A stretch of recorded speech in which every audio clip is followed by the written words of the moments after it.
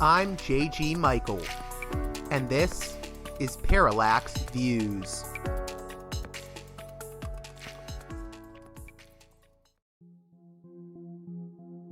This edition of Parallax Views is brought to you by the $10 and above tier supporters of Parallax Views on Patreon.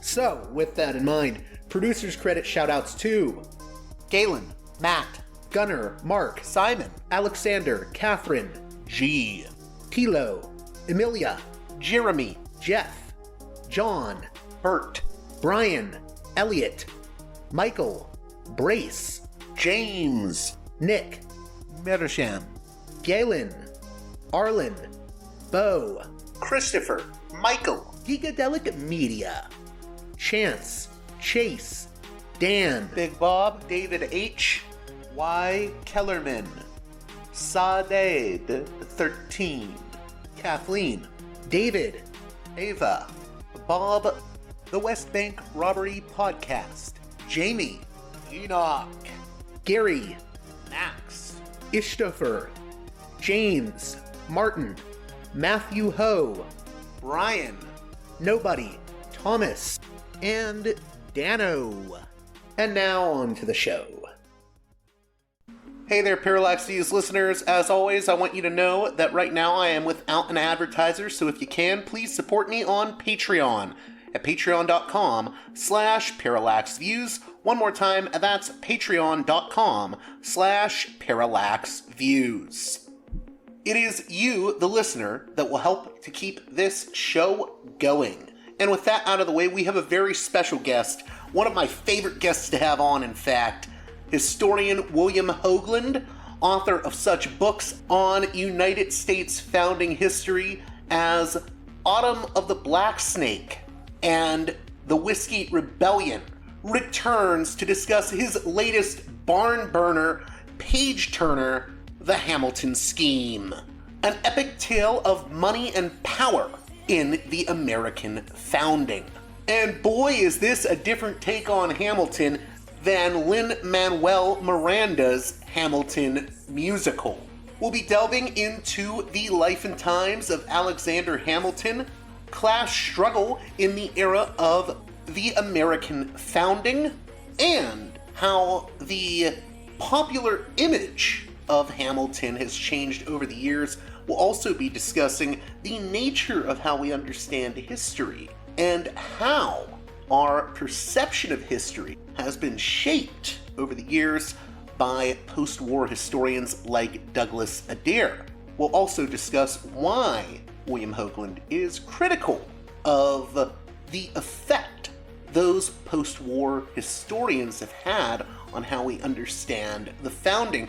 But most importantly, we'll talk about how this new book on Hamilton that William has written offers an implicit critique of the Obama era and the Democratic Party's embrace of neoliberal, specifically third-way neoliberal politics since Bill Clinton. All that and much more in the conversation to follow with William Hogeland, author of The Hamilton Scheme, an epic tale of money and power in the American founding.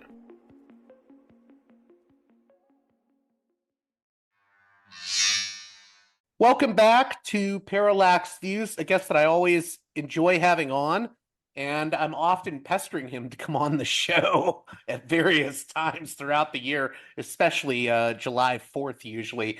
But he has a new book out. William Hogeland is the author of numerous books, including the classic The Whiskey Rebellion, Autumn of the Black Snake, and many others. And his latest book, which we're going to be talking about, is The Hamilton Scheme, an epic tale of money and power in the American founding.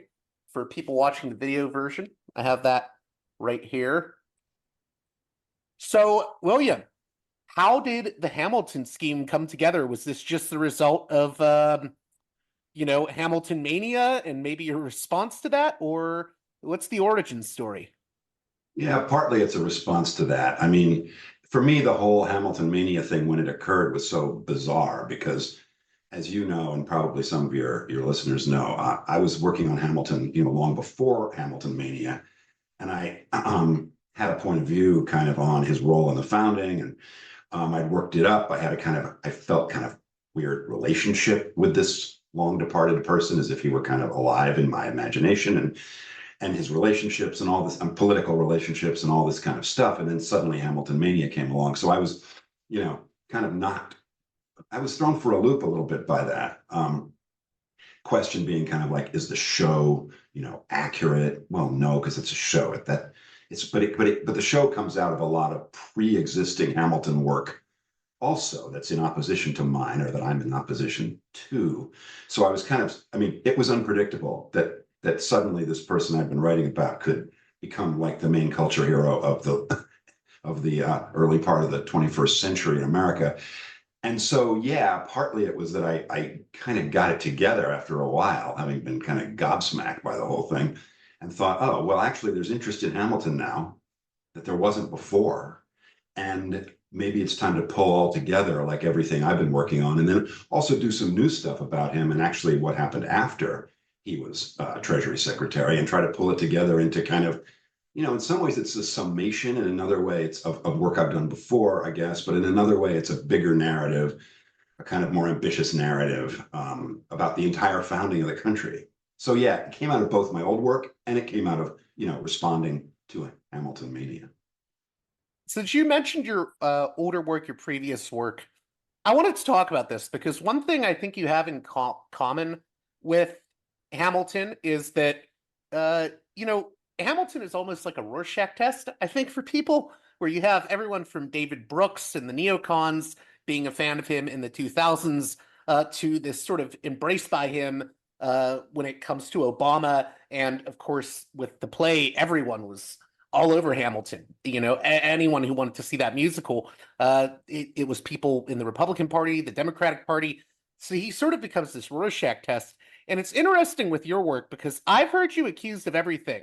You've been accused of being a stealth von Misesian libertarian to being a Charles Beard style progressive that's trying to revive the sort of Beardian model of historiography.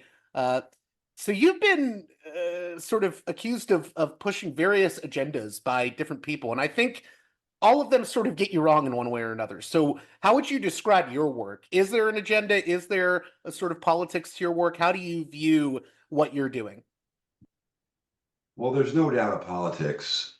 I just don't know that I'm the perfect person to describe what that politics is, because it's an act of, the work is kind of an act of imagination and creativity.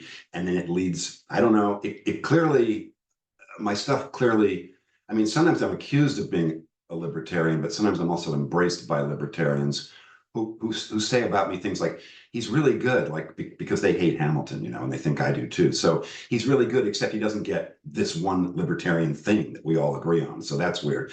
And I mean, I've had the same kind of review from a certain kind of Trotskyist point of view, where it's like, wow, he's really great at critiquing capitalism, except he doesn't get, and then list off all the Trotskyist points that I didn't make. So it's kind of like, I don't see myself as in the middle. I see myself as having, I don't know. I mean, to me, it's just kind of like a more realistic way of looking at the founding of the country from a somewhat realpolitik point of view. Also, this is where the Beardian thing comes in. Also, from an economic point of view, not as an economist or something, because I'm not one, but in terms. So when we say economics, I just mean like how money and power work together, how concentration of wealth occurred in the founding, how people pushed back against that. So I'm just kind of looking at all that, and yeah, I mean, it's sort of radical in the sense that, I mean, if it's political, it's radical in the sense that I'm not taking anything for granted, and I'm just trying to build it from the ground up through my perceptions of how these real world issues worked, both among the elites and among ordinary people.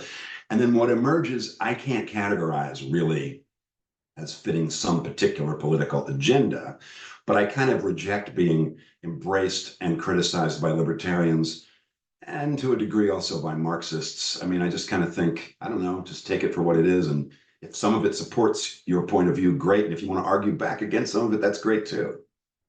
So, with regards to Alexander Hamilton, he's been defended by everyone from, as I said, David Brooks, and I forgot to mention on the left, he was even defended a few years back by I would say, rather unorthodox leftist Christian Parenti. What do you think these sort of celebrations of Hamilton that we've seen over the years get wrong about the man and his politics?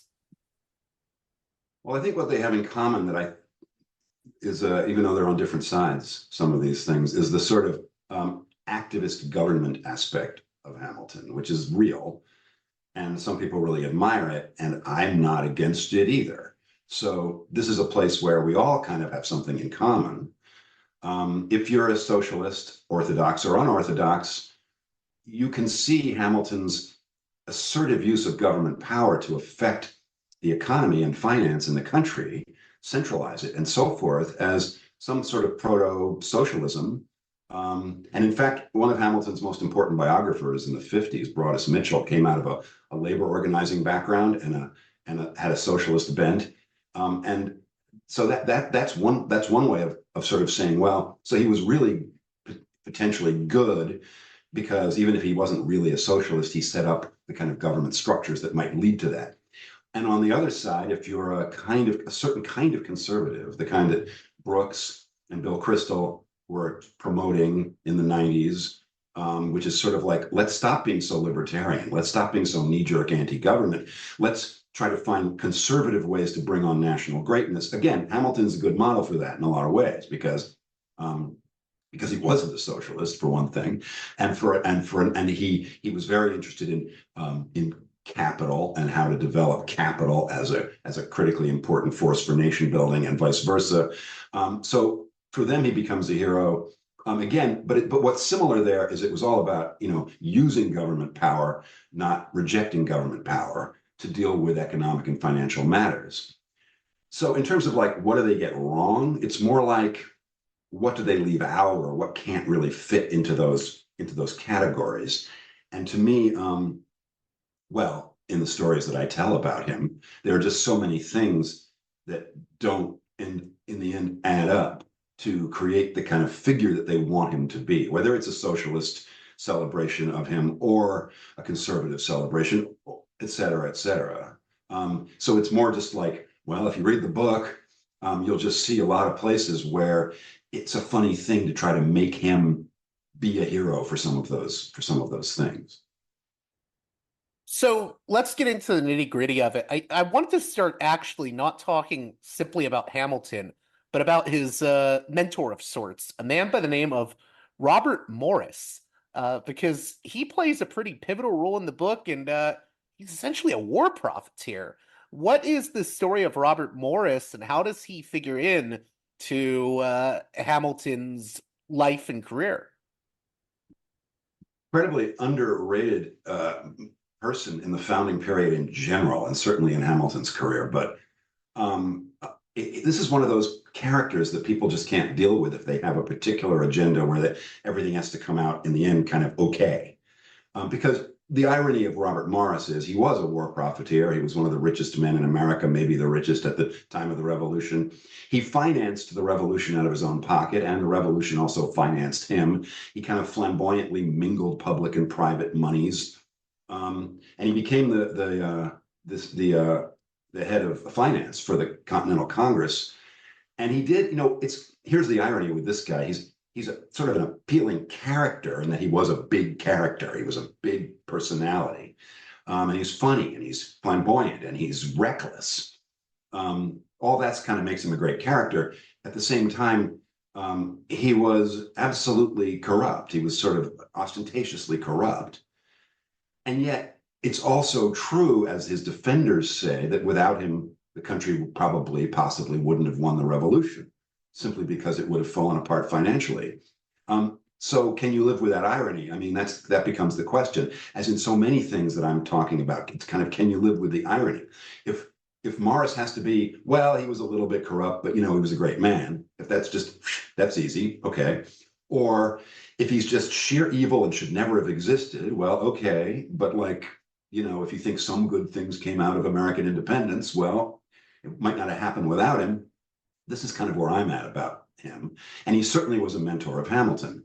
I mean, there's some controversy about that because a lot of Hamilton people don't want to see Morris as a key mentor of Hamilton for all the obvious reasons. And so he's left out. I mean, in the show, in the play, for example, in the musical, he's not mentioned. And that's not really, again, an issue for the musical or a fault of the musical. It's more that if you're following Ron Chernow's biography of Hamilton closely, he's barely in the biography. And that seems like a huge, I don't know, a huge miss, one might say, if you want to know anything about Hamilton. If you don't, it's fine to leave out Robert Morris. So that's kind of he plays a role in the book, the Hamilton scheme, in being Hamilton's most important mentor, I think. But he also plays a role throughout the founding, and that's in the book too. And then in the end, spoiler, it's a spoiler, but it's just too good to. He really was the financial genius, and he ended up in debtor's prison at the end and died in poverty. So there are the financial geniuses. We know some of these financial geniuses today. I mean, it's not that they're not financial geniuses. It's just they don't necessarily have control of the game they're playing. So it's interesting because I guess the big idea that Morris was pushing was this idea of the money connection. And this really gets taken up by Hamilton in a lot of ways. What is the sort of money connection idea that Morris has? What's the vision Morris and Hamilton have for America? The great thing about Morris is he was so blunt sometimes in his correspondence and so forth that he actually came up with the term himself, the money connection. It's all about the money connection. We're going to bring this all together in one great money connection. That's the founding of the country, as far as Robert Morris is concerned. That's the point of creating an American national government rather than just a confederation of states. We're going to be able to create a money connection. And what the vision is very big. It's very vaulting. And it's actually somewhat what happened. That instead of having this collection of states who are all handling their taxation and their finance the same way, we're going to pull it all together. That's what the purpose of creating a national government is in this philosophy. That's why the Constitutional Convention was called in this philosophy, the money connection philosophy.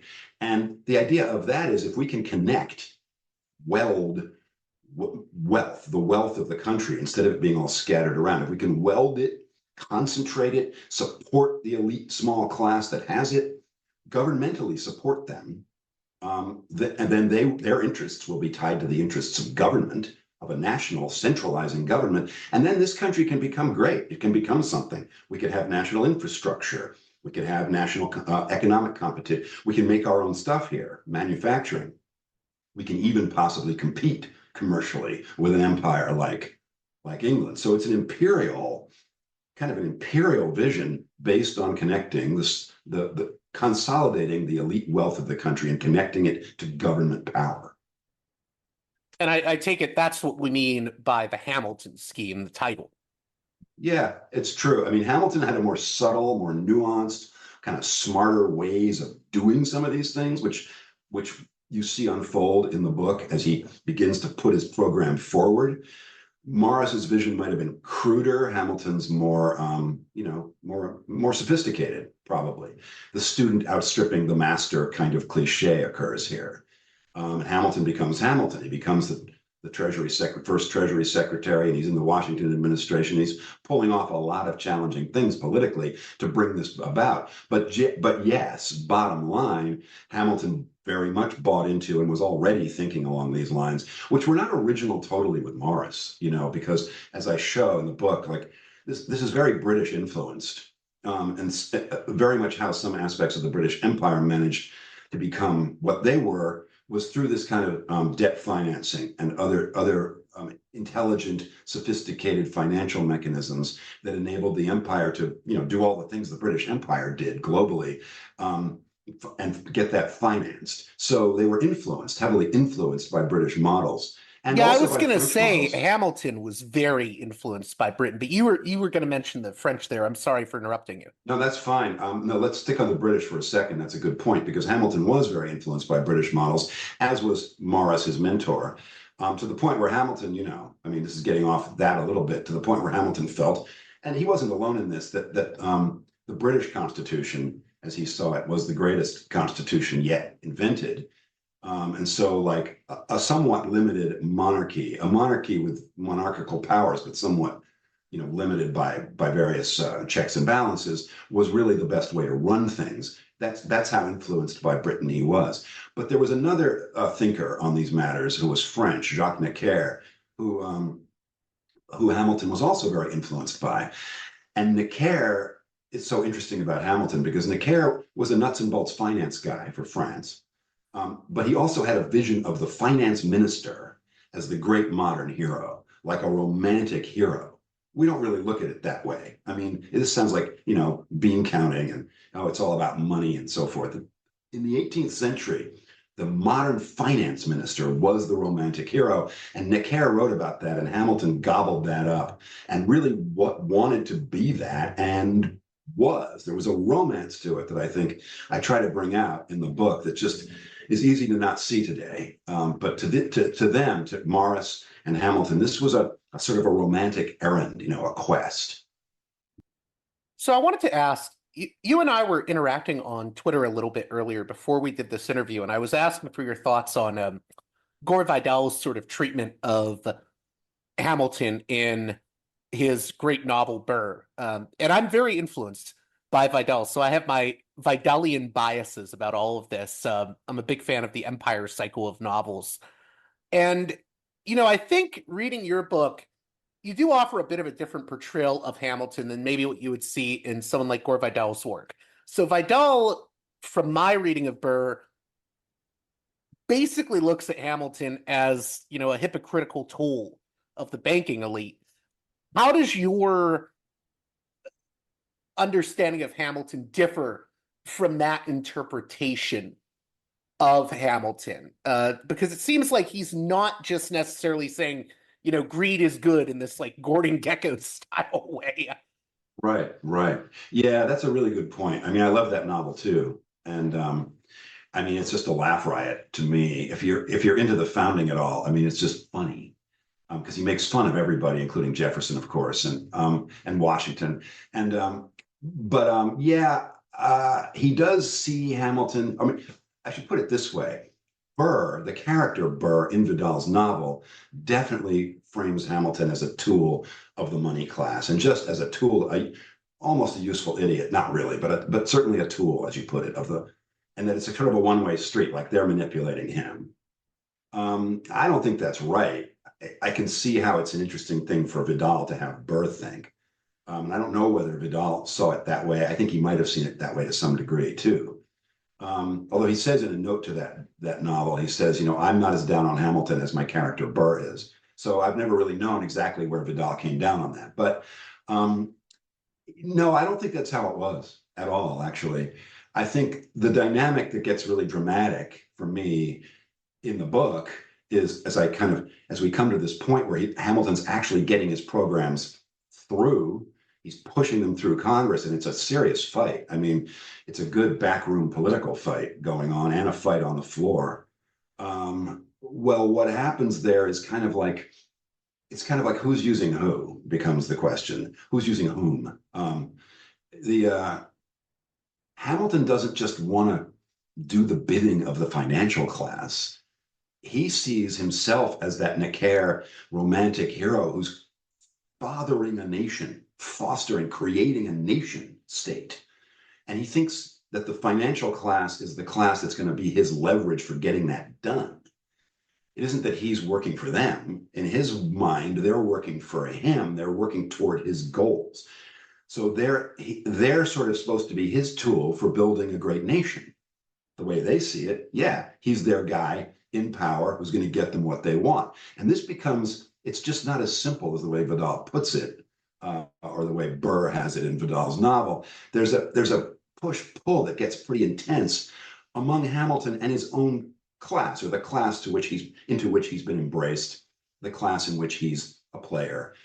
There's a big problem there where at some points, I mean, the system comes close to failing twice, and he has to do these incredible bailout moves, which are in themselves rather dramatic.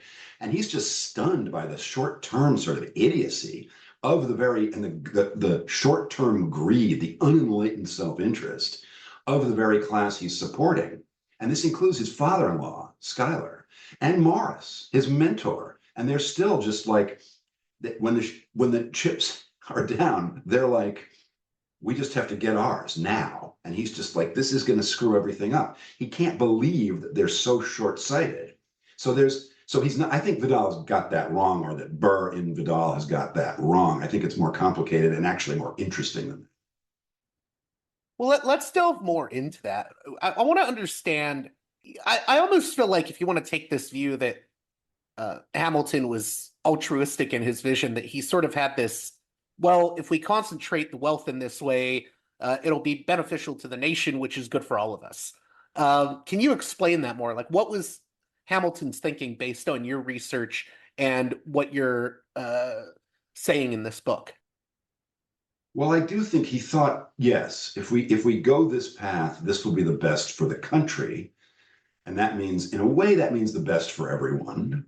Although Like, everyone in this time period it means a very limited thing compared to what we mean by everyone today. Yeah. it's tricky because, yeah, best for the country, best for the nation as a force, as a power in the world, you know, or best for everybody who lives here. And what I get at in the book that this hasn't been reckoned with, I think, in most work on Hamilton and Morris and the founding in general, is if you just look at, like, well, who are most of the people? Who are most of the free people living in the country? Are they all members of this class? No, I mean, the vast majority of them are not members of this class who are going to benefit personally from what Hamilton's doing. Now, and it's just hard to sometimes wrap up, because so much founding father stuff is about these people. You think, and then there's this idea that everyone else, the ordinary people, well, everybody was a small to medium holder of farming. All kind of equal. Some disparities, but nothing too bad. I mean, this is just in my book. That's in my book in both senses. That's the opposite of how things were. I mean, there were just massive disparities in prosperity, massive limitations on ordinary people's access to power and access to credit and money and all the things you need to build up your small farm or your small artisan shop and so forth. So the question becomes then, how sympathetic is Hamilton's vision to those people having access to credit, building up their small farms and small businesses and so forth? And the answer is not sympathetic at all. I mean, he's quite explicit everyone knows this on one level. He's quite explicit about wanting to kind of begin to industrialize and concentrate industry and so forth. And that means not having all this wealth and labor power dissipated all over the country in small ventures. Ultimately, his vision this is why his fans today call him the inventor of modern America in some ways. Ultimately, his vision is that all these small players and regular people ought to be working in factories. I mean, that's where he wants to consolidate things, because the factory moment is happening right when he's bringing all his plans about. And the ultimate plan wasn't just to have money and power connected in the money connection. The ultimate plan was to industrialize. And to do that, you really want those people not working on their farms, not working as day laborers, and you don't want to use government power to like relieve them or empower them or anything. You want to create incentives and situations in which everything, just labor, starts to get consolidated. And again, you could look at this as progressive if you come from a certain point of view. You could see it as a stage leading toward the ultimate liberation. It's creating a self-identified proletariat, and that proletariat will then rise up later. So you could see it as a progressive step. But if you're just looking at how Hamilton looked at it, which is where I kind of like to stay, and how his opponents in the working class looked at it, because he did have opponents in the working class, and there was a self-identified working class already. That's not how any of them saw it. They saw Hamilton's programs as regressive, and Hamilton saw them, he wouldn't have called them regressive, but they kind of agreed that the general idea was to get labor organized by government in what were in fact quite oppressive circumstances. Let's stick more on that, the character of the working class in this story that you're telling, this book, in the Hamilton scheme, because I think that's often glossed over when it comes to histories of the founding of the United States. I think part of that may be because You know, in one way, this working class, this labor movement is very progressive, but another way they're not because they are, white men. They're not thinking necessarily of, oh well, what about women's rights? What about the rights of blacks or should we end slavery? So I think sometimes they're almost glossed over because they're both progressive in some ways, but regressive in other ways, and we often just don't look at the we look at history from a top down perspective rather than a bottom up perspective, so they sort of get chucked out of the narrative in a lot of ways.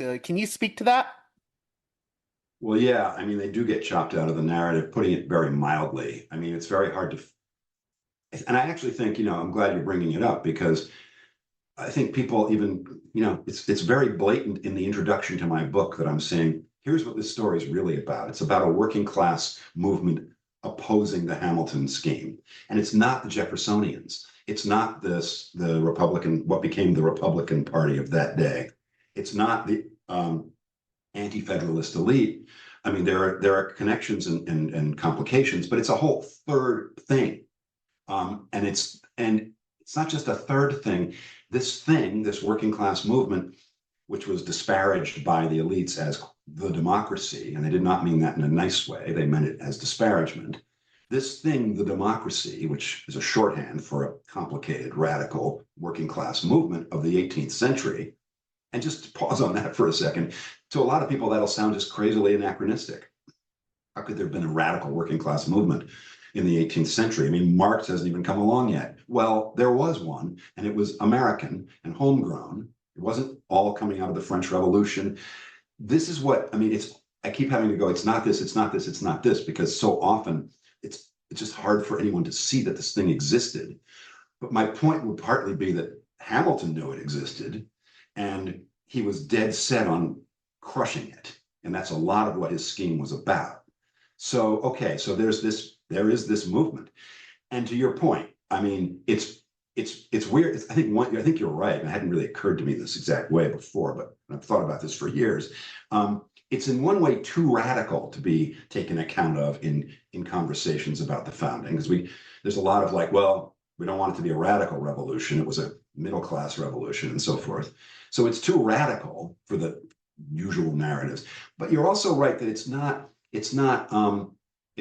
progressive enough in some of the ways progressivism is rightly defined now, because in my work anyway, my research, what I find is that if you're looking at the movements like the Shays Rebellion and the Whiskey Rebellion and the places where we see this thing explode or see it get crushed, it tends to be very focused on rights for white men, ordinary white men without property.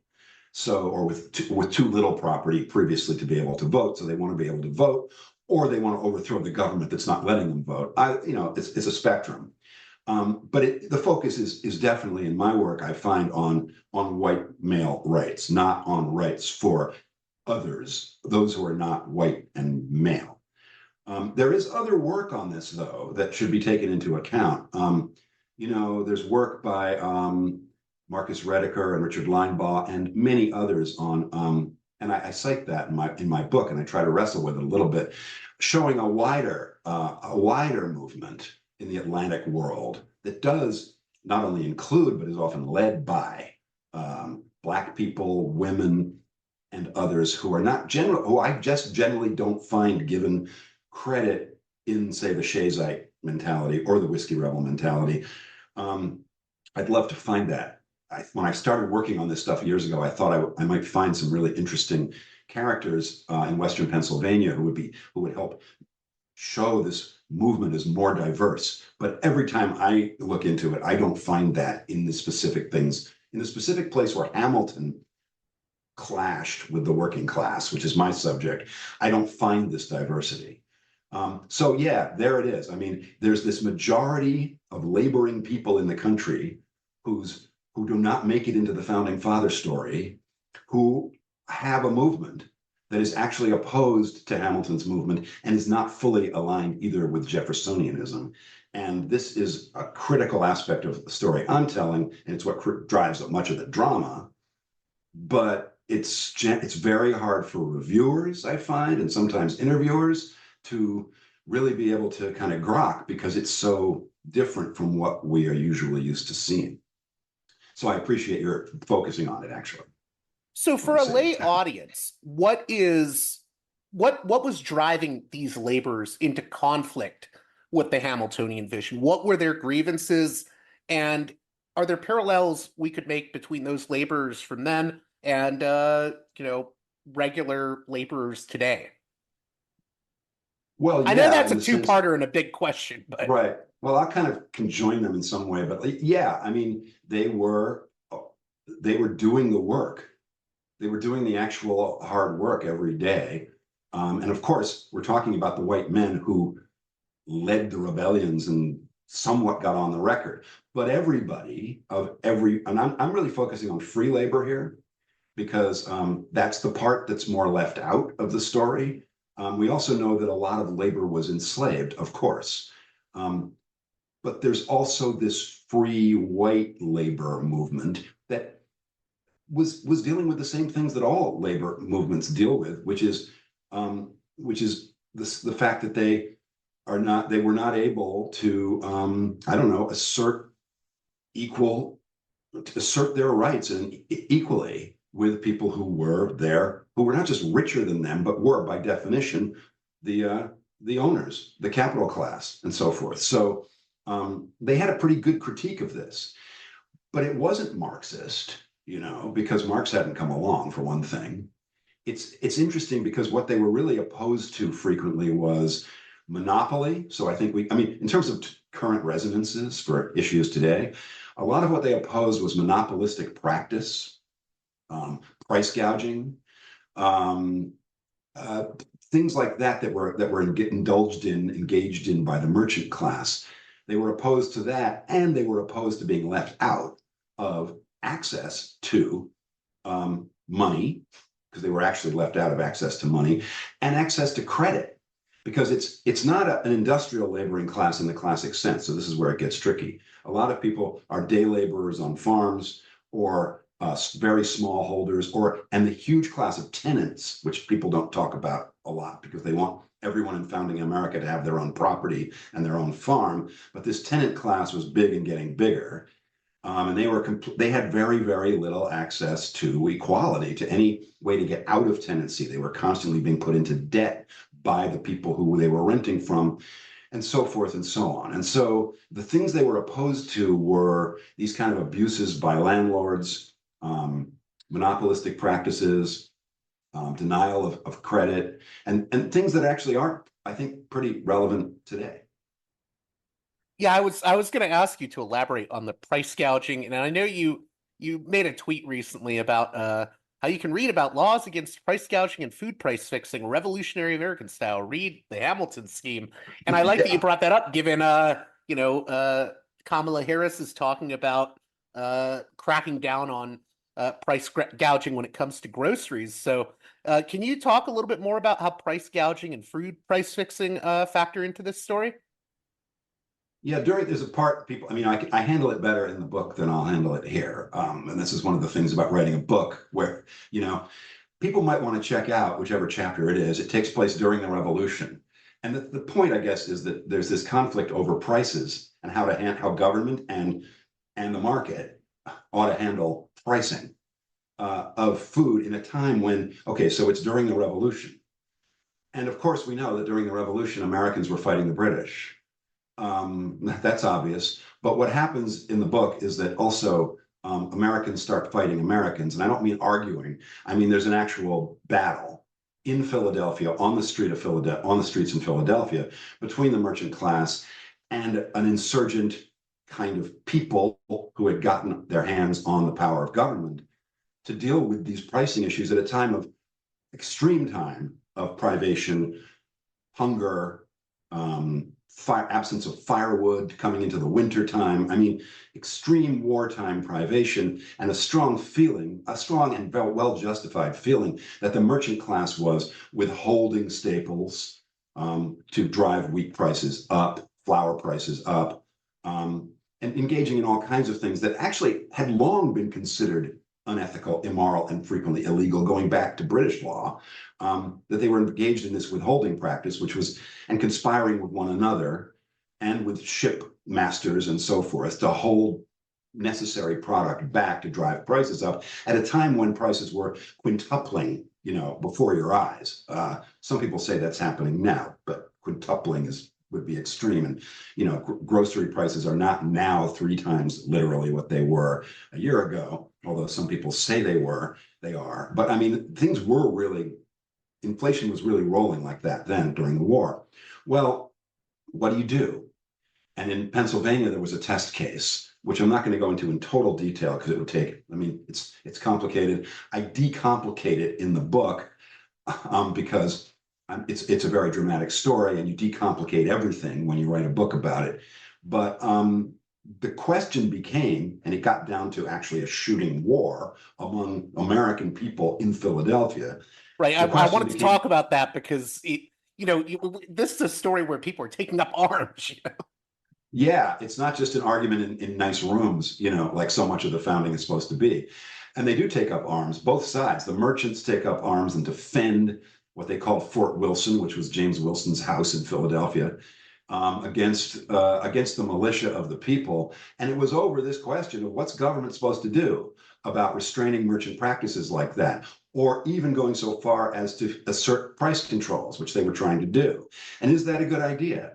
And it was complicated that not all the radical sort of left part of the country thought it was a good idea, even price controls, but certainly penalizing merchants for price gouging, which was going and conspiring to drive prices up at a time when people are starving. And also it's wartime, so it's an unpatriotic thing to do too. This led, and more detail in the book and more sort of action, blow by blow action, but this led to an actual shooting war in the streets of Philly in 1770. I don't have my book in front of me. After the British had left and the Americans had retaken Philadelphia, and I'm terrible at remembering. I blank on dates when I'm on video, so I'm not going to say what year it was, but it was right there in the midst of the war. And so that's an American war going on among Americans, and this is what I'm trying to emphasize throughout the book, is that war. Without giving away, because I feel like I want people to actually read the book, because it's not just a history book, it's a narrative, and it has a lot of drama and a lot of suspense. But without giving away too much, how does Hamilton seek to outmaneuver his opponents?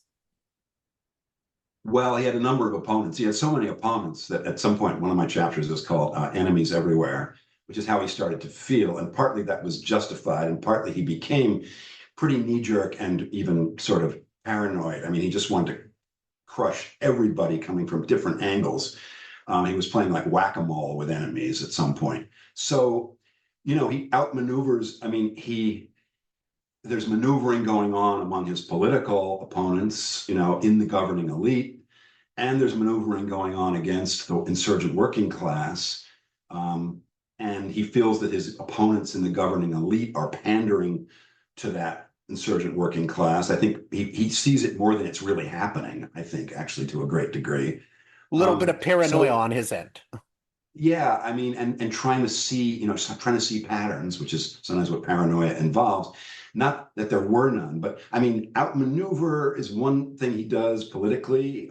He does outmaneuver his opponents in getting his legislation through Congress. I mean, that's a backroom drama of bizarre proportions of early American politics, where again, if we think, oh, back then, everything was on the up and up, they engaged in debate, they persuaded each other, persuasion occurred, and legislation emerged. I mean, no, that they did it just the way politics, that kind of politics is done. I mean, there was a huge amount of deal-making, backroom stuff, leverage, arm twisting, all the stuff that has to go on, really, to get stuff done in that kind of a system.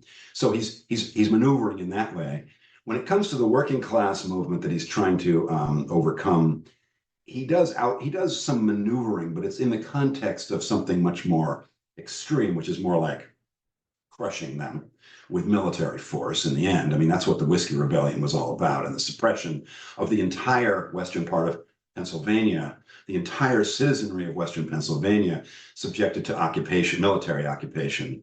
That's what that was about, and it wasn't very subtle maneuvering, although it involved some incredibly disingenuous moves that he and Washington came up with to sort of engage in sham negotiations to buy time for a military buildup. People signed an amnesty. The idea was they wouldn't be dragged out of their homes and imprisoned, but that didn't count for anything when the army did march. So there was plenty of disingenuousness in even in his attempts to crush his opponents. And one thing he did at that time was he had these political enemies in Philadelphia, whom he decided were all tied up with the Whiskey Rebels. One was Albert Gallatin, who I write about in the book, who succeeds Hamilton as he's one of his important successor of Hamilton as Treasury Secretary. At I that was point, going to Gallatin, ask you about Gallatin next, just because you talk about how there's sort of a Morris Hamilton Gallatin arc throughout the story. yeah, But go on. I'm sorry to yeah. So interrupt when you. Gallatin takes over, it connects with what I'm saying, because when Gallatin takes over as Treasury Secretary, one of the great ironies of that is that he takes over when Jefferson comes in 1800. In 1794, Hamilton bent every effort to have Gallatin hanged for treason on trumped up charges, really, which didn't work.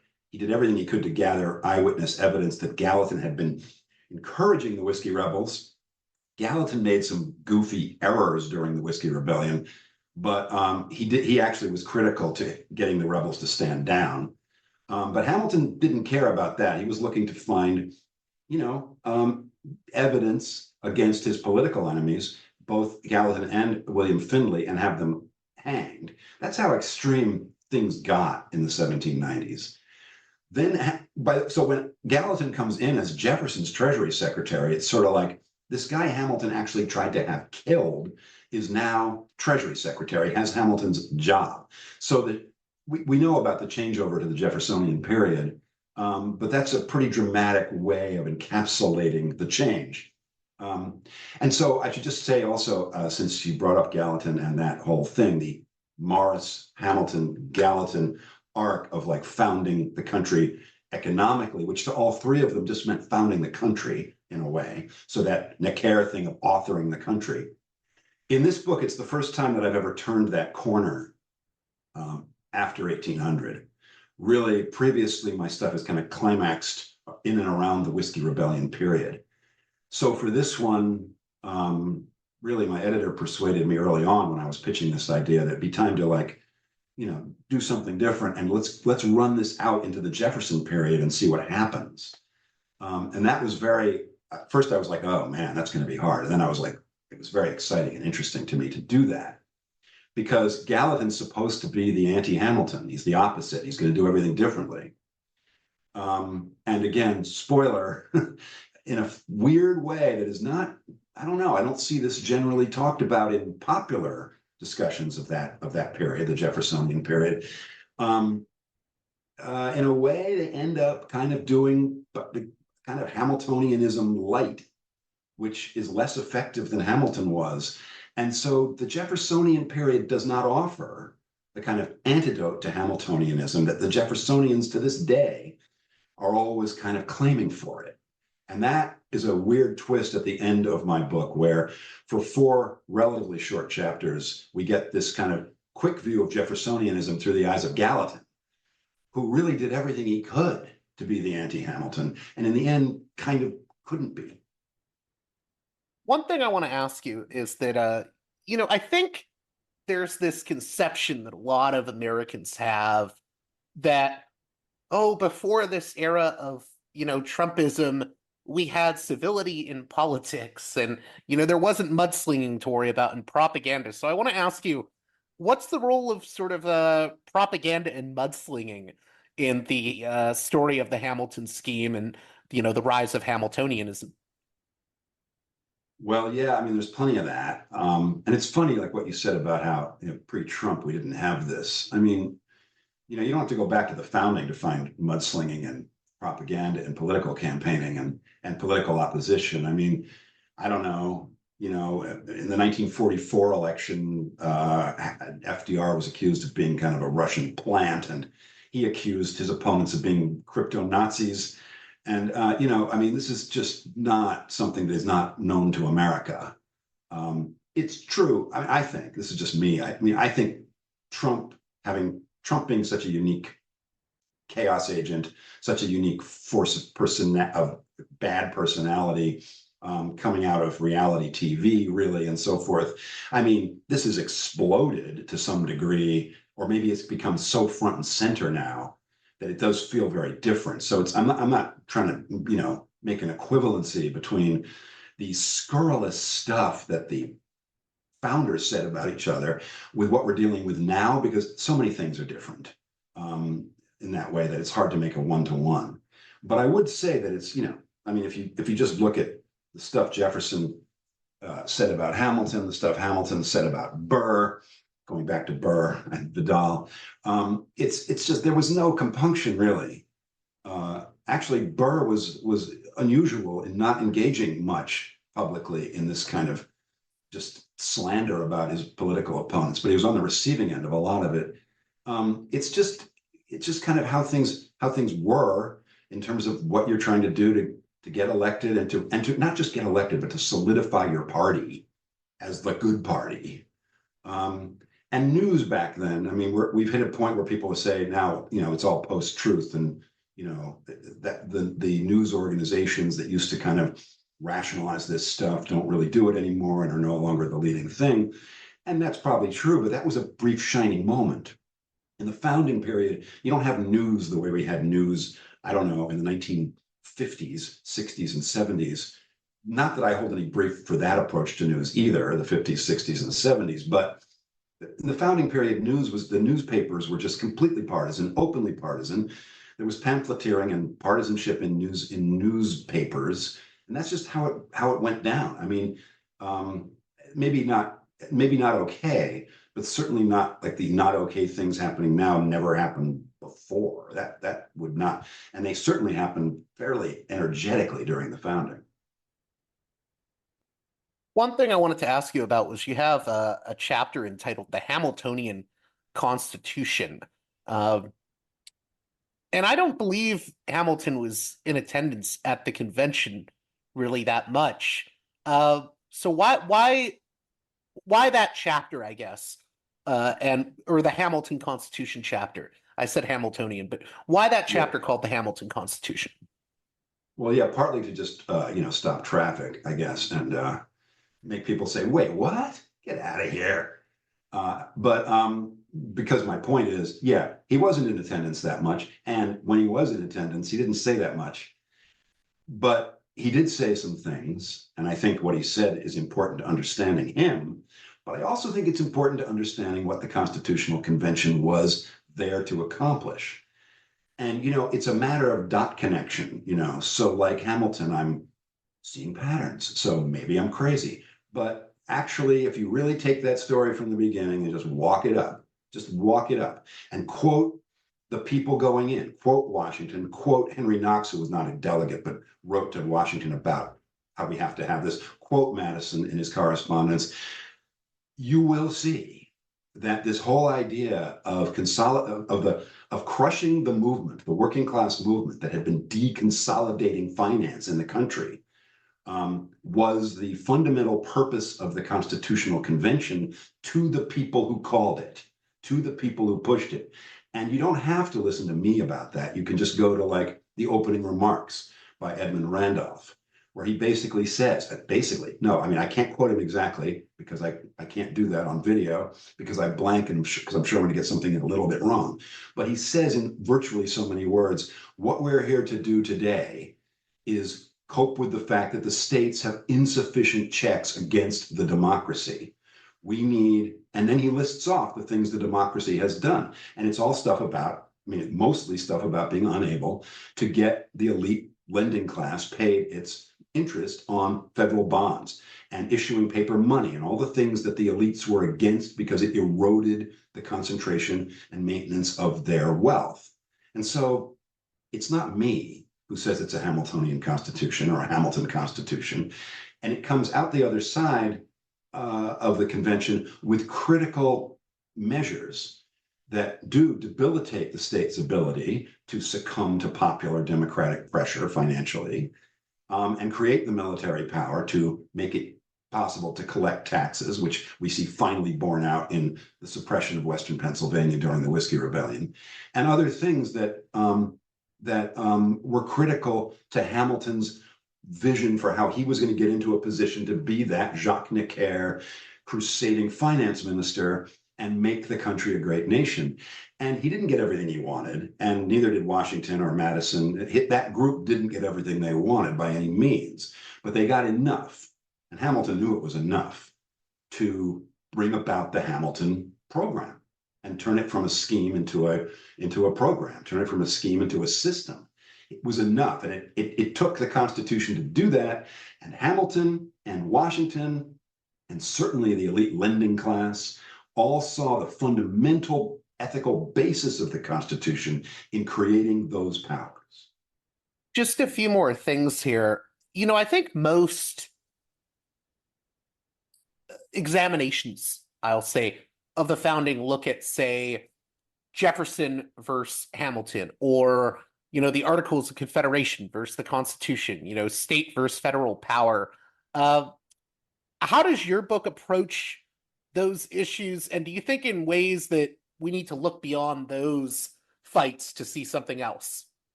Yeah, I question the binary Hamilton versus Jefferson thing, which it's banal at this point.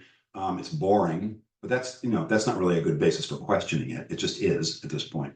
But I think when you triangulate the story, as I have, when you have this insurgent working class movement that is not fundamentally necessarily Jeffersonian, then you have a different story, and it throws this binary into a funny place where it's like, to the majority of free laboring people, that binary looks like it's taking place in a small elite.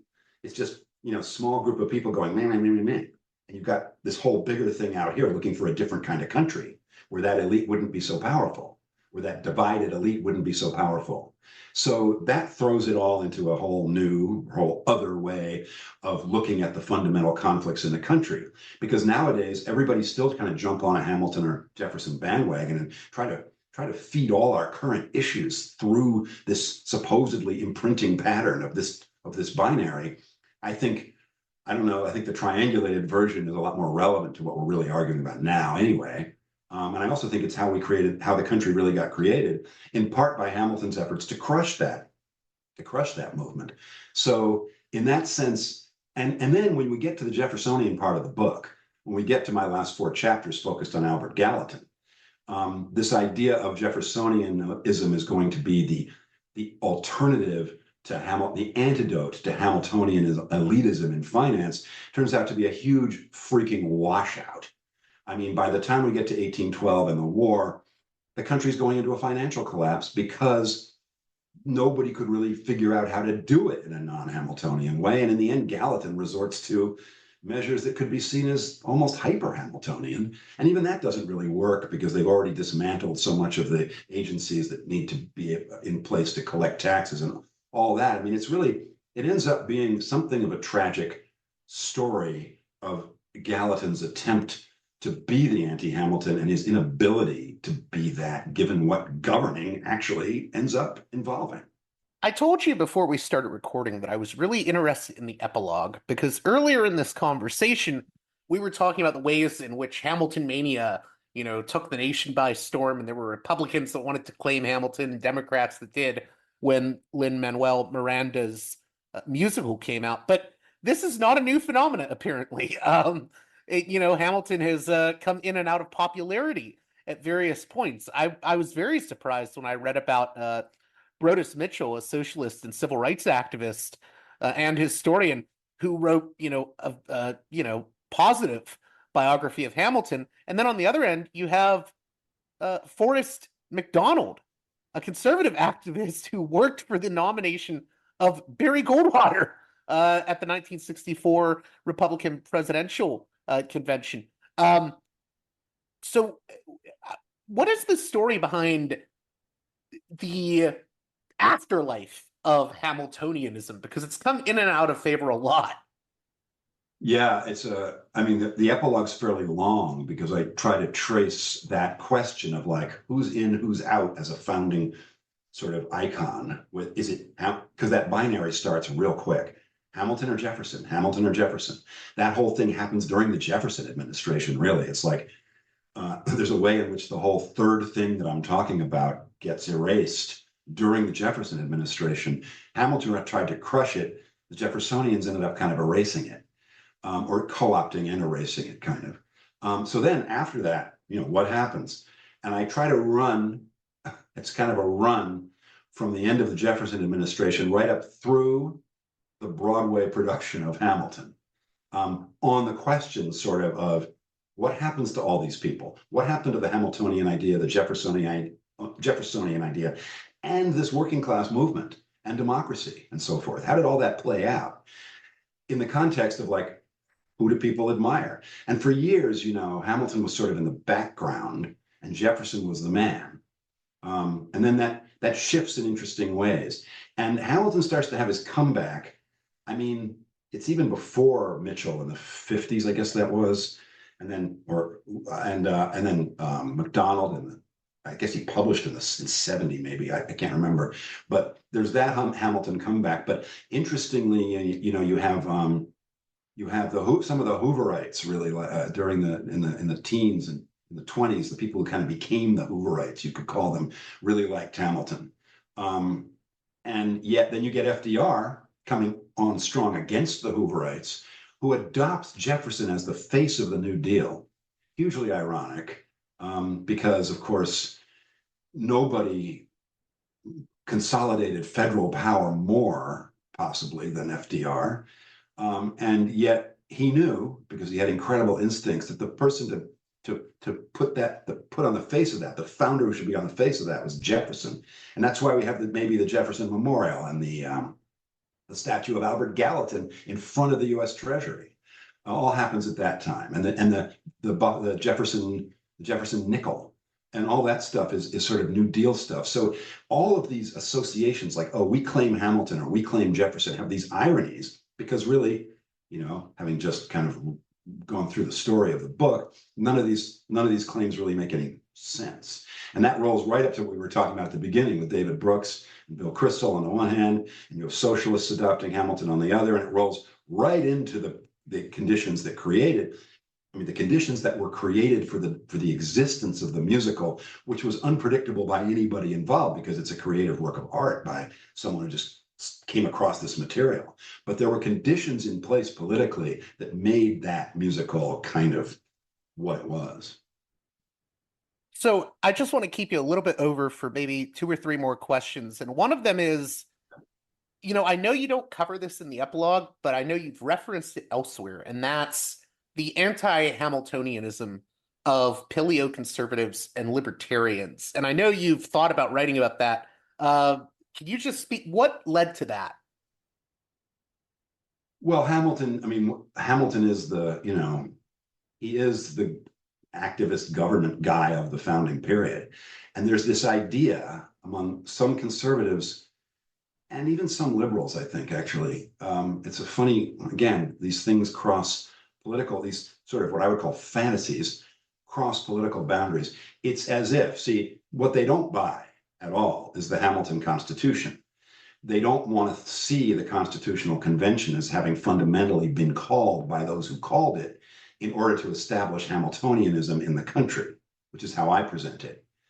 If you believe the Constitution was about Jeffersonian matters and Madisonian matters, and that Hamiltonianism had nothing to do with it, then you will see Hamiltonianism the way Jefferson saw it and the way Madison saw it at the time, which is a horrifying corruption and even demolition of founding constitutional principles. And to me, that's delusional. But it's very powerful among people who today are certain kinds of Jeffersonian conservatives. But I've seen this elsewhere too. The idea that Madison had the vision for the Constitution and it had nothing to do with Hamiltonianism, and Hamilton then destroyed it all. So he's the snake in the garden. People think that's everything was perfect, and then along came Hamilton. This is like, and I've been accused, or I don't know, characterized as also seeing Hamilton as the snake in the garden, as if everything were fine except for him. This is like the opposite of what I'm saying. I'm saying that Hamiltonianism, when Madison and Hamilton were friends and partners in creating the Constitution, and then the breakup comes, which is very dramatic, and you can read about it in my book. The breakup comes, but it comes later after the Constitution. So I'm just saying, if you believe there was this pristine Constitution, and then along came evil Hamilton to corrupt it, I think you're deluded about what brought about the Constitution. I was just going to add to that real quick. I sort of see what you mean now, why there would be certain types of conservatives that would dislike Hamilton, because, let's say you're like a Calvin Coolidge type conservative, you would say, well, the government shouldn't be taking up an activist position. In fact, it should be doing as little as possible, being hands off, which is very different than the sort of neoconservative position. And maybe that's where the contrast between maybe paleocon and libertarian style conservatives comes in when it comes to Hamilton. There's that difference between what paleocons and libertarians want and what those neoconservatives like David Brooks want. Yeah, I think that's right.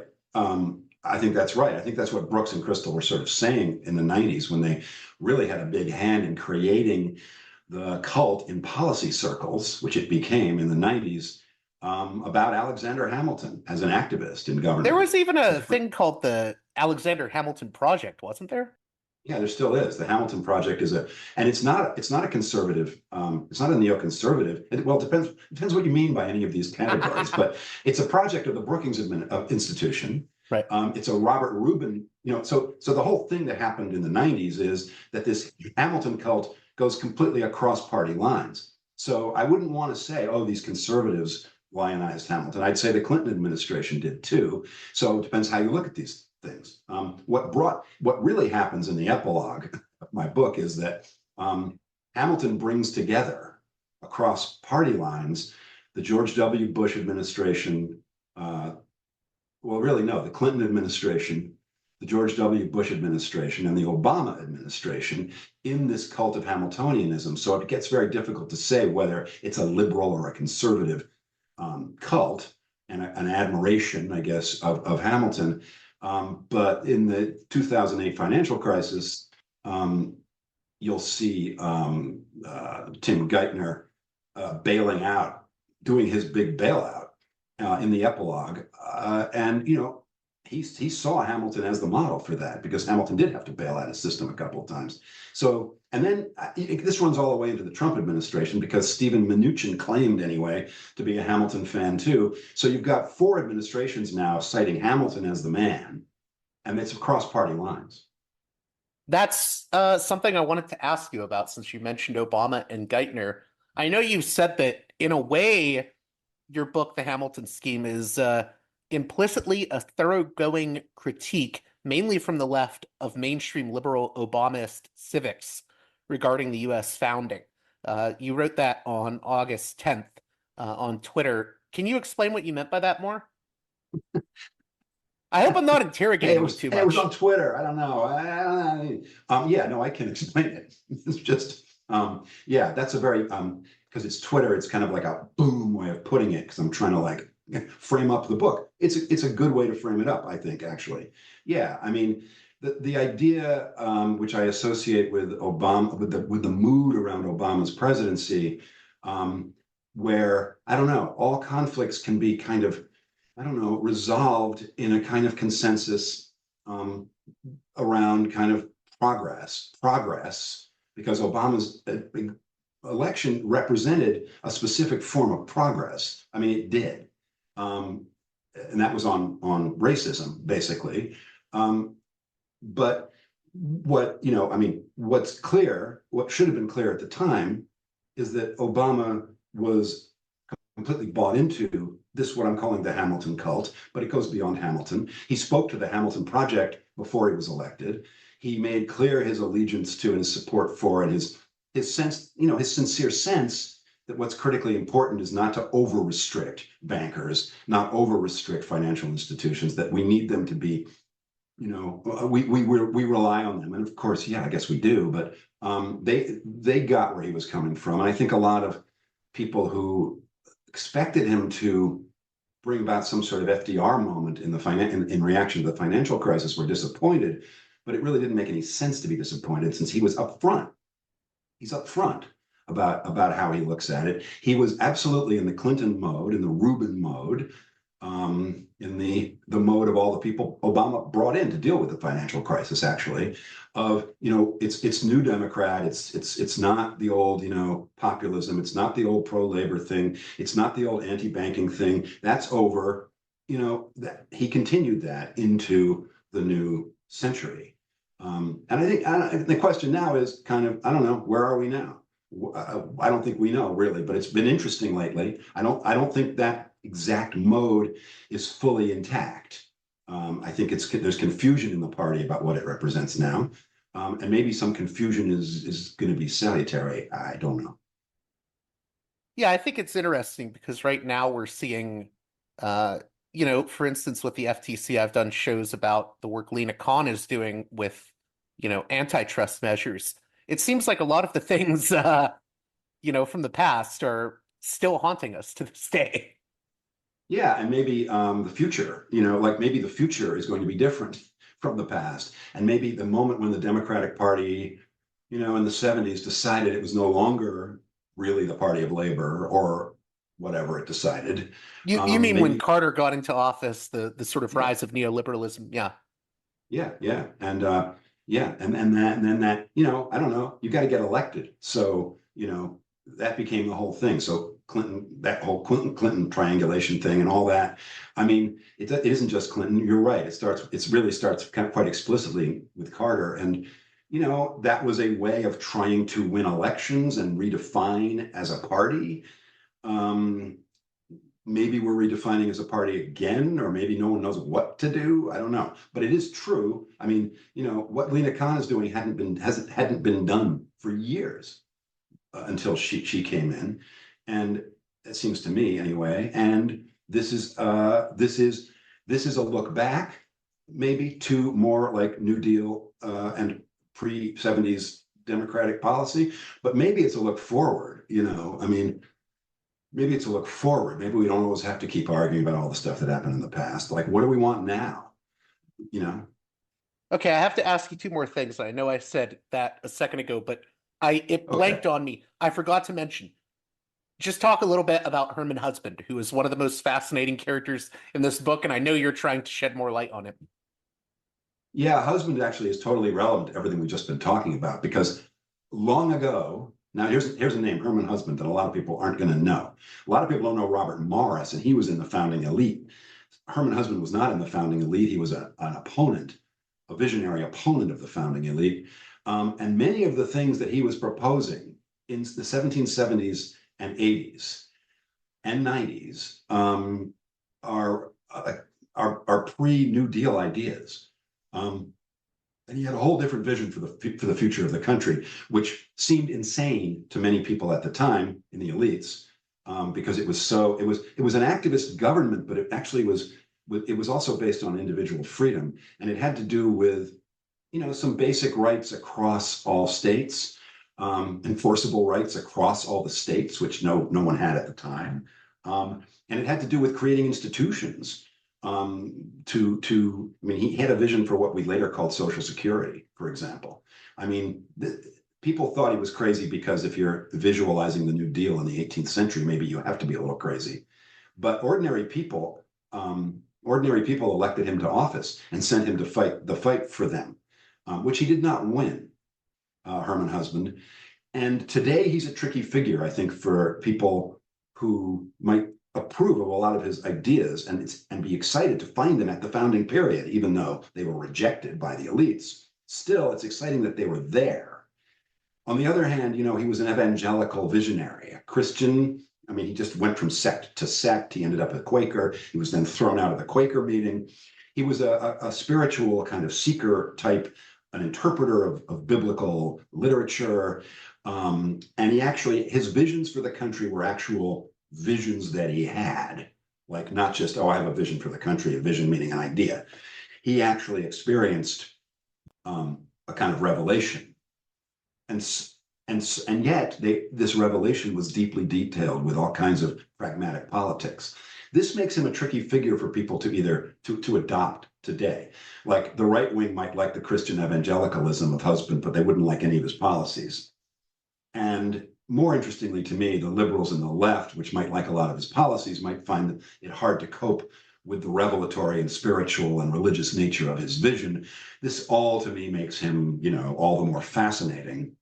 And yeah, I'm glad you brought him up, because when we talk about that white working class movement, he's a key leader and interpreter of the meaning of that movement at the time. Wasn't he even, I could be wrong about this, but wasn't he an abolitionist as well, or at least critical of slavery as an institution? Yeah, he was an abolitionist. And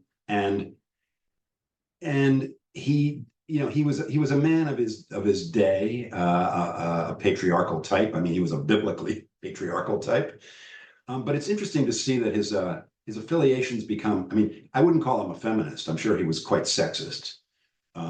But I think, and other scholars disagree with this. Scholars disagree about this issue. But his one of his wives, he was married 3 times, I think, was definitely helped organize the North Carolina regulation, which was an uprising in the 1760s and early 70s.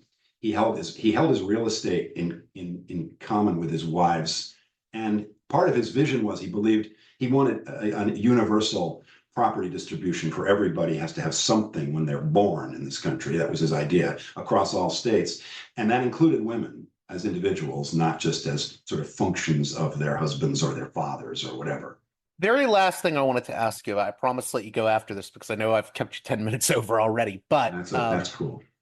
This is outside of the book, but I wanted to ask you about historians, and especially how post-war historians have shaped our understanding of the founding and its history. People like Douglas Adair, I think, have really shaped how we think about the founding figures. And I think any discussion of, say, class when it comes to the founders has been sort of pushed aside in favor of this idea of the founders as being driven almost entirely by virtue. Can you speak to that? And do you think there has been a way in which maybe certain historians since World War II have shaped our understanding of founding history in ways that may not give the full picture? Yeah, that consensus school sort of thinking that you're talking about, which is the post-war, very prevalent post-war thinking about founding history. It's complicated. It's not all the founders were virtuous. More like virtue was a concept that was of great importance to them, and what did that mean, and so forth. A lot of people think that school, I mean, which basically, I mean, in very crude shorthand, did reject class-oriented, social class-oriented interpretations of the founding moment. Class struggle was kind of ruled out in America quite explicitly by these historians, and the focus became much more on ideas, which are, of course, also important, but it became more of an intellectual project. And of course, my stuff's all about, fighting in the streets and people trying to kill each other and stuff. So, Hamilton trying to have people hanged, and, all the stuff I think was really going on. So, my sensibility is different, but I've done some pretty thoroughgoing critique of that consensus school, which has many branches and divisions. And one thing people say now, and scholars will say to me now, is, well, that's been superseded. It's not that important anymore, because it was a long time ago, because it was the post-war period when all that stuff got established. And I think in scholarship, it is partly true that it has both been superseded and in another way morphed into different subject matter and different kind of interests and different focus. So, I mean, you can't say that the Edmund Morgans of the world actually still dominate scholarship, because that was all a really long time ago. But so there's feminist founding history and founding history focused on slavery and racism. Of course, all that stuff has happened, and some of that was actually triggered by Morgan and others of the consensus school. Where I see that whole consensus idea prevailing to this day is outside of scholarship. It's actually in the public sphere. where so many, I don't know, American history sites and tourism sites and op-ed pieces and political speeches, like say by Obama. That's kind of what I meant earlier about the Obamaist civics and so forth. Continue to eliminate class struggle. I mean, put it this way specifically, class struggle among free white people as a driver of any and a definer of the fundamental conflicts in the country. So, Well, yeah, they're reading the Ron Chernow books. sorry, say that again. Sorry. I was making a joke about how they're reading the Ron Chernow book. Yeah, yeah. I mean, yeah. I mean, the founding father, cult that comes with these bestsellers, that existed. The founder chic, I think David Waldstreicher's term, the founder chic idea that came along a while ago. The class doesn't even exist. I mean, it hardly exists at all. There's just, there's some aggrieved people over there. They were annoying, that they had to be dealt with. Not that there was anything serious about it. This in the public area, which is what I'm interested in, really, because I don't write for scholars. I hope sometimes some scholars have appreciated what I do and supported it, and without them, I don't think I'd be anywhere. But I don't really write for scholars. I'm trying to write for the general reader. In that area where I write, and across politics and journalism and museums, I would accept the Museum of the American Revolution in Philadelphia, which does actually sometimes focus on this issue and not hide it. So that's been a very gratifying thing to see. But generally speaking, to this day, class struggle among free white people is not seen as central to driving the existence of the country or defining its fundamental struggles. You think in that regard, I mentioned earlier that some people have called you sort of a Beardian revivalist, but what I've seen of what you've written about Charles Beard is that you think he had some odd interpretations of the founding. Do you dislike that's the way that anyone who talks about class when it comes to the founding is categorized as, oh, they're just a Beardian? Because I think there's a little bit more nuance that exists than that. There's a lot more nuance, you're right. And on the one hand, a lot of Beard stuff that was supposedly debunked years ago has been, rebunked, de-debunked by some really good scholarship showing that, I mean, Forrest McDonald, you mentioned earlier, did the big study purporting to show that Beard got everything wrong. And all the consensus historians jumped all over it and drew conclusions that it didn't even draw. A lot of that's been corrected lately. But yeah, to get to your real point, yeah, I mean, anytime someone brings up a class struggle as being critical to the formation of the country, and among its or maybe its defining issue, it's either like, oh, well, that's just the old Beardian economic determinist argument. We dispensed with that years ago. Say the liberal historians like Akil Reed Amar and others, who just literally, it's just a hand wave away, and are just not going to deal with it. And yeah, I find it annoying that people just have this word beard to mean, oh, that's all bunk. It's a real scholarship would suggest otherwise. Yeah, and I will just say I'm not saying Beard was right about everything, but I do think there's value in reading him. That's just me. But Yeah, I want to me too. I want to thank you again, William Hogeland, for coming on Parallax Views. How can my listeners get the book? And is there anything I didn't cover that you wanted to say here? Or I guess wrapping it up, what do you want my listeners to get out of this conversation beyond buy the damn book, which they should do? Yeah, it's pretty much buy the damn book, because the thing is, all the stuff we're talking about, and it's been a great conversation as always. I'm always happy to be on with you, because I mean, my stuff inside out, and there's a context you bring that allows me to bring out things that aren't always that easy to bring out. So thank you for the conversation.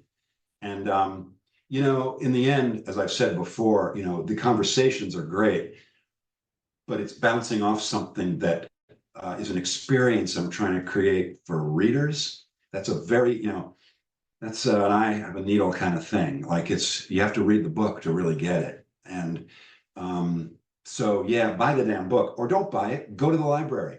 Delightfully to me, it is in many libraries. I'm not just trying to sell the book. I want people to read the book. So while it's, the self-serving bottom line is like, I hope people want to read my book because it's a lot more fun than me talking about the book. This has been a great conversation, both about the book and about related matters that actually can't come up in the book. So this has been good. Well, that does it for this edition of Parallax Views. I hope you'll run out and buy a copy of The Hamilton Scheme by William Hogeland. It's a really great book. Gets my highest recommendation. And if you appreciate the work here I'm doing at Parallax Views, please consider supporting me on Patreon at patreon.com/parallaxviews. One more time, that's patreon.com/parallaxviews. Should have some new bonus content out this weekend with C. Derek Varn and the Varn vlog crossover that we do. It's called the Parallax Vlog. Hopefully we're going to start getting 2 of those out a month. I don't know if that'll be possible, but there should be 2 editions of that show out this month. So look forward to that if you're on the Patreon. And, if you can, just support me on Patreon at patreon.com/parallaxviews. And with that being said, until next time, you've been listening to Parallax Views with Parallax Views to Parallax Views with Parallax Views. The way out is not simply to say don't do it, just to prohibit. It's nothing else. If we don't do it, others will be doing it like crazy. So, we have to confront the problem. But no, basically, I know of the great anxieties, problems, new forms of control, but it's also new forms of freedom. This is why I always emphasize that internet and all this new digital stuff, it's a very ambiguous phenomenon, but it's the field of struggle. New forms of enslavement, but at the same time, new incredible forms of freedom. We have to accept the fight with no nostalgia for old, allegedly more authentic communities or whatever. I'm not afraid. I'm not afraid. I'm not afraid. I'm not afraid.